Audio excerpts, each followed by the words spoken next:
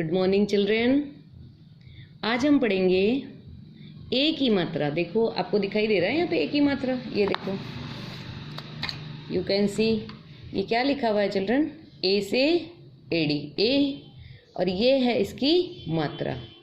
ठीक है, थोड़ा सा कन्फ्यूज़न होगा आपको, बट मैं भी आपको अच्छे से समझाऊंगी तो आपको समझ में आएगा ए और आई में क्या अंतर है और मात्रा में भी क्या अंतर है। ठीक है, तो आज हम पढ़ेंगे ए की मात्रा, और ये ए जिसके ऊपर कोई मात्रा नहीं है वहाँ पर हमारी एक मात्रा लगेगी।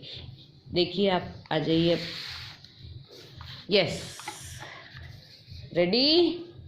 हाँ जी रेडी। चलो देखो, एक होता है हमारा, ये मैं क्या लिख रही है मैम, आपकी क्या लिख रही है? देखो ज़रा, ये लिखा है ए।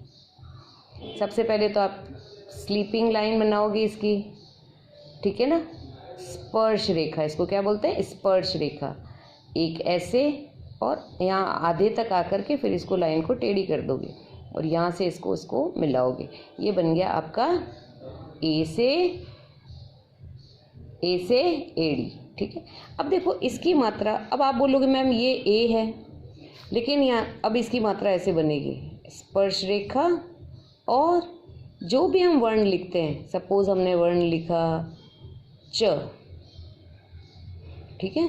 अब च की जो आधार रेखा है, ये देखो, ये आधार रेखा है जिस पे आपका अक्षर चिपका हुआ है, स्टैंडिंग लाइन जिसको अपन बोलते हैं। इसके यहाँ से जहाँ ये ख़त्म हो रही है, इसके यहाँ से थोड़ा सा हम टेढ़ा ले जाएंगे इसको, और यहाँ पे हम छोटा गोला बनाएंगे। ये होती है आपकी ए की मात्रा। सीधा नहीं ले जाएंगे, सीधा बिल्कुल नहीं, थोड़ा सा टेढ़ा, और फिर आगे से गोला बना देंगे। ये हो गई आपकी ए की मात्रा। अब देखो, अब आप ये ए है इसलिए हम इसको बोलेंगे चे, लेकिन ये है, आप बोलोगे मैम ए से एडी में तो मात्रा पहले से ही लगी हुई है, ये रही आपकी मात्रा। तो ये ए नहीं है, ये ए है, ये आई है। क्या बोलेंगे इसको? आई। आई क्या बोलेंगे इसको? ये ए, ये आई। अब क्योंकि यहाँ पे पहले से मात्रा लगी हुई है तो हम इसकी क्या मात्रा लगाएंगे? तो हम इसकी मात्रा को डबल कर देंगे। हम इसकी मात्रा को क्या कर देंगे? डबल कर देंगे। ये देखो, एक तो इसकी मात्रा है, यहाँ मात्रा नहीं थी तो हमने एक मात्रा लगाई, तो ये ए की मात्रा बनी। यहाँ पहले से ये आई है, ये आई की पहले से एक मात्रा लगी हुई है आपके पास में, हम यहाँ पे एक और मात्रा लगाएंगे, ये बन जाएगा चई। क्या बन जाएगा? चई। जैसे अपन बोलते हैं ना दैया, गैया, है ना? अगर हम ये बोलेंगे तो बोलेंगे गैया, लेकिन दो मात्रा लगाएंगे तो बोलेंगे गैया, है ना? जैसे और देखो आप, अब ये मात्रा आपको लगानी कैसे है, इधर देखो मेरे साथ में। अब आप मात्रा लगाते लगाते परफेक्ट तो हो गए हो, बट आप इधर देखो, और अगर आपने ये मात्रा यहाँ लगाई, इट विल बी रॉन्ग, गलत होगा ये, क्योंकि आपकी आधार रेखा तो इधर है। अगर आपने ये मात्रा ऐसे लगा दी, यहाँ से इसको क्रॉस करके बाहर निकाल दिया लाइन से, ये देखो कितनी प्यारी गोल बनी थी। अगर आपने इसको क्रॉस करके यहाँ से बाहर निकाल दिया, ये भी हो गया आपका रॉन्ग। अगर आपने मात्रा पीछे लगाई, यहाँ लगाई, तो भी ये हो गया आपका रॉन्ग। अगर ये मात्रा आपने सीधी लगाई तो भी ये हो गया आपका रॉन्ग। सीधी भी नहीं लगानी, देखो सीधी से कितनी बुरी लग रही है और सीधी लगती भी नहीं है। अगर आपने ये मात्रा ऐसे लगा दी,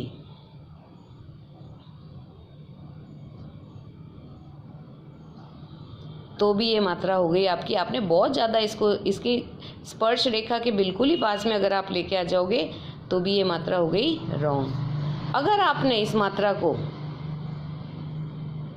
खाली डंडी बना के ऐसे छोड़ दिया तो भी ये हो गई मात्रा रॉन्ग। यहाँ आगे गोला तो नहीं बनाया, इसलिए ये रॉन्ग हो गई, है ना? तो आपकी सही मात्रा क्या होगी चिल्ड्रन? ये देखो, आपकी सही मात्रा होगी, जैसे मान लो आप प लिखते हो, पीछे की हमको पता है हर बार हम आधार रेखा पे ही मात्रा लगाते हैं, मात्रा हमेशा आधार रेखा पे लगेगी। ठीक है। और सारे व्यंजन पे मात्रा लगती है। स्वर और व्यंजन मिलके बनते हैं वर्ण। क्या होता है? वर्ण। वर्ण दो प्रकार के होते हैं, एक स्वर जो अ से लेके अ तक होते हैं और एक होते हैं व्यंजन जो क से लेके ज्ञ तक होते हैं। ये देखो आपकी बुक के अंदर क्या लिखा हुआ, यह मात्रा वर्ण पर लगाई जाती है, वर्ण नहीं व्यंजन पर लगाई जाती है, क्योंकि वर्ण तो खुद दो प्रकार के होते हैं, एक स्वर और एक व्यंजन। व्यंजन होते हैं क ख ग, तो यहाँ पे आप थोड़ा सा करेक्शन कर लीजिएगा। और यहाँ पे देखिए अब हमने लिखा है प, तो ये क्या बन गया, टेढ़ी, थोड़ी सी टेढ़ी लाइन आगे ले जाएंगे, गोला बनाएंगे, सुंदर सा लिखेंगे पे। क्या लिखेंगे? पे। अगर इस पे दो मात्रा बना दी आपने, अभी दो मात्रा आपके कोर्स में ही नहीं है, बड़े ऊ की मात्रा, आप बोलोगे मैम आपने बड़े ऊ की मात्रा तो नहीं पढ़ाई, पहले ही आप तो एक ही मात्रा पे आ गए, तो बड़े ऊ की और छोटे ऊ की मात्रा में आप कंफ्यूज हो गए, इसलिए बड़े ऊ की मात्रा आपके फाइनल एग्जाम में आएगी, टर्म 3 में आएगी। अभी आपको छोटे ए की मात्रा पढ़नी है, सॉरी ए की मात्रा पढ़नी है, आई की नहीं पढ़नी।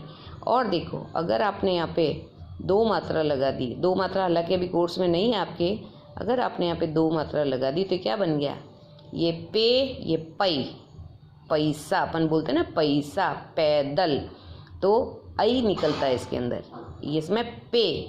अगर इसको पीछे दल लिखोगे तो ये जगह पेदल, क्या हो जाएगा? पेदल, पैसा। लेकिन अगर आप इस पे पीछे, इसके पीछे दल लिखोगे तो क्या बनेगा? पैदल, आई बोलोगे इसको, पैदल। तो अभी आपको ये नहीं सीखना है, अभी आपको सिर्फ ये सीखना और ऐसे आपको मात्रा लगानी है। बी रिमेंबर चिल्ड्रन, ठीक है, याद रखिएगा। और क से लेके ज्ञ तक सभी पे आपको ऐसे मात्रा लगानी है। कई लोग कहते हैं कि जो ड़ व्यंजन होता है, ड़ खाली, ण खाली, इन पे मात्रा नहीं लगती, लेकिन जो लोग बड़े होकर राजस्थानी सब्जेक्ट पढ़ते हैं तो वहाँ पे उन शब्दों, उन व्यंजन पे भी मात्रा लगाई जाती है। इसलिए हमको सब पे मात्रा लगानी है और सबको हमको पढ़ने का अभ्यास करना है। आज वो मात्रा नहीं लगेगी लेकिन फ्यूचर में कभी ना कभी तो लगेगी, है ना। जैसे कहते हैं ड़ खाली पे मात्रा मत लगाओ, चलो ठीक है नहीं लगाएंगे, लेकिन अगर हमको पेड़े लिखना पड़ा तो हम कैसे मात्रा लगाएंगे? पेड़े, ड़ पे मात्रा लगेगी कि नहीं लगेगी, है ना।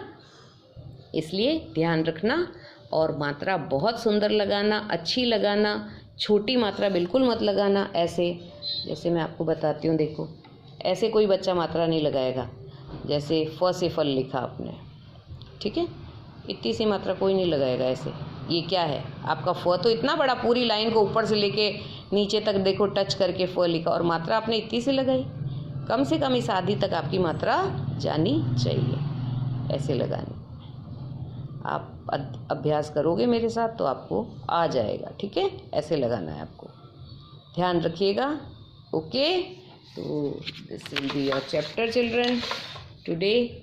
आज हम ये चैप्टर पढ़ेंगे और इसके बाद में हम आपको पढ़ना भी सिखाएंगे कि आपको कैसे पढ़ना है। Okay, bye children.